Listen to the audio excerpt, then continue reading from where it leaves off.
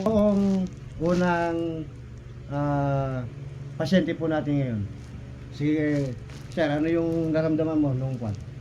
O kasi may ligo ako. And then bago ako maligo, nag-toothbrush muna ako. Tapos after ko mag-toothbrush, nung kukunin na nung kaliwang kamay ko yung toothbrush, ibabalik ko na. Hindi na maramdaman nung kaliwang kamay ko yung kanan ko, tsaka yung toothbrush. Ayun. Natakot pa nga ako, akala ko may lumulto ako eh. O tapos noong pagka saktong pa nalagay ko na yung toothbrush sa nalagyan niya, pagkuha ko ng tubig, naramdaman ko, nalambot yung kaliwang kamay ko, nalambot yung kanan pa ako. Naupo na ako ganyan. Ayun. Tapos, yun, tapos pagkayuko ko, naramdaman ko yung laway ko dire-diretso lumabas. Tumulo, oo. Tapos naramdaman ko unti-unti yung kalahati ng katawan ko bibigat. Ayun. Nakahubad ako nun, kaya hindi ako pwede makatawa ng saklolo. Yun na yung simula nun. Sa kuwang ka inatake pala, sa CR, ano? Banyo, oo. Tapos nung ang ginawa ko, nag-relax. Although sa isip ko, alam ko na i-stroke na ako nun. Nung nakaregain ako ng lakas, dumiretso ako rito, tumayo ako dumiretso sa kwarto. Ayun, nahampas pa ako sa cabinet na yan, nahampas ako dyan. Diyan ka, kumbaga, nabuwal. Hindi ito lang nabuwal na nabangga ako kasi nga. Ayun, wala nang balance yung paglakad mo. Pupusin yung lakas ko nun. Pagkat hindi sa may kama, yan, nanonood ako dito ako umupo agad, tapos nag-underwear ako agad, nabaksan ako agad, para humingi ako ng tulong, nakabaksan ako. Tapos noong pagkasunod ng bakya yun, umupo na ako sa may lapag, tapos gano'n ko yung kamay ko dyan sa may handle ng cabinet, paano daw makatulog. Dahil inaabang ko nga si Bainom, kaso nakapasa pa hindi ko narinig. Dahil nagkaroon lang ng problema pa sa pandinig doon. Huminga na yung pandinig ko, tapos nagsisimula ng mga deteriorate yung ano ko, yung pakiramdam ko noon. Pati yung boses ko, yung tinawa ng sisita. Yung saklolo, mawala ko na wala na ako, stress na ako, kaso wala akong magawa. Ang ginawa ko, dito gumawa ko rito, mapang pagpapunta rito. Nagsisigaw ako rito. Ayun. Pero nasa baba ako noon. May nakarinig na? Wala. Sino ang unang nagpunta rito? Tapos, siguro mga isang oras na ganyan ako dyan. Ang ginawa ko, gumapang ako, ito ang pinagkahit kong pinangganong ko. Ayun. Gusto ko yung pintuan, nakabukas yan eh. Malakas din ang loob mo, ano? Para bang yung kailangan daw wala ng lakas na ginilayad ko na lang siya, papunta rin sa may screen doon. Yan po, kinukwento niya yung saktong pangyayari noong pong inatake siya ng stroke. Siya po ang una nating kliyente ngayong araw na to. Ayan, natatandaan niya. At pinakwento natin kung ano yung pangyayari sa kanya. Sige, tuloy mo. Tapos pagdating doon sa may screen, buti nila yung kapitbahay namin dito naglalaba.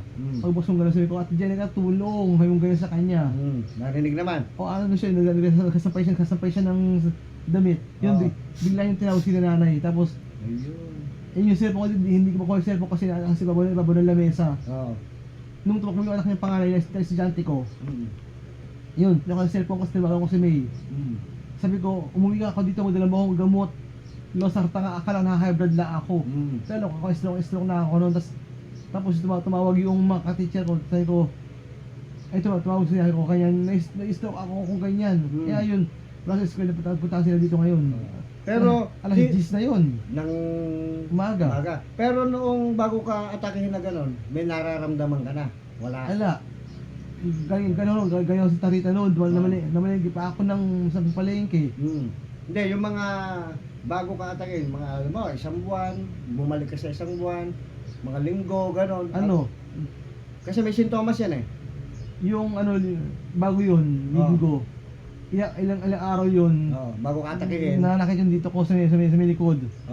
Tapos parang laging ngalay. Pag tumutukot ako, layo pa rin ang ganyan ko. Akala ko nangangalay lang.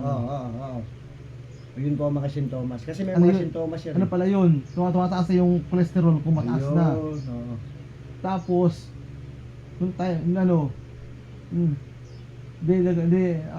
mga bakasyon yun, pare ang crave ko ng matatamis. Yung pala tumataas na yung sugar pa naman noon. Oo, nagsabay yan o. Tapos, yung pala Pero ito mas nalayo ng hindi matamis. Yun yung layo inaantok pag kaya yung kumain. Natutulog ako. Ayun. Kaya po, yan. Anong magiging payo mo sa kanila, sir? Sa mga... Ay, ano po, maging aware kayo sa kondisyon ng katawan ninyo. Once may naramdaman agad, pa-check up agad kayo. Yung, kasi ako noon, maliban doon, ito, sumakit mo ito. Isa lang siya sumasakit, akala ko uric lang. Oo. Sumasakit itong... Ito, dikita na to. Oo, yun. Yung talampakan po. Masakit siya din. Kahit nakamenyas ako noon. Parang tumatak sa may bato. Kaya pala, isa rin yung taas. Na cholesterol. Oo, sa cholesterol yun. Akala ko uric. Oo. Sumabay nga yung nandito niya na itong pagtaas na nung cholesterol niya. Meron naman pananakit sa talampakan na uric lang. Pero pagka merong kasabay, iba na yun. Kaya kailangan magpa-check up na po. Kaya sabi nga nung doktor na iglesia, yung doktor sa ligap, iglesia yun eh. Sabi niya, hindi normal sa tao may sumasakit kasi niya. Isipin pa may sumasakit ka, pero hindi normal sa katulog ng katawan mo. Kaya once may sumasakit sa'yo, magpa-check up ka, sabi niya ganyan. Yung pagkakamali ko lang, hindi wala po pa-check up. Dahil kasi, yun ako sa ninaday. Yan po yung pangyayari na kung sa kanya. Bali, ma-stroke po siya ay November. Ngayon po ay July na. Pero continuous po yung therapy niya. Pero malaki na po yung kwan ni Sir. Kaya yung recovery niya. Dati nga po ito kung kwan hindi siya makatayo, hindi siya makalakad. Pag lumakad siya, tagilid, yung paa. Ngayon, ang magandang balita, si Sir ay muli magtuturo na. Yan ang pinakamagandang balita. Teacher po siya at papasok na po. Anong kwan pasok mo, Sir? August 8. August 8. Kaya balik turo na si Sir. Yan ang magandang balita yan. At saka si Sandy gumawa ko ng stroke. Nasusunod sa Pisara. Oo. Parang ito hindi mo ramdaman. May kwan na, may pamamanhid na, no? May pangangalay na. Oo. Oo. Parang basta ko na nakala siya, bagsak lang siya. Oo. Pero kung nagagalaw siya, pero gumagalaw pa siya. Mm. Ano yun, Lunes, nangyari sa akin yun, tapos, ano ko na ito kay Miyerkules eh.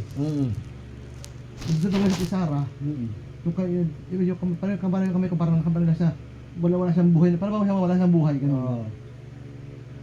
Yun yung mga naramdaman ni Sir. Pero gumagalaw pa siya, nakakain pa ako nun eh. Oo. Sige po, tuloy po natin yung interview sa kanya mamaya.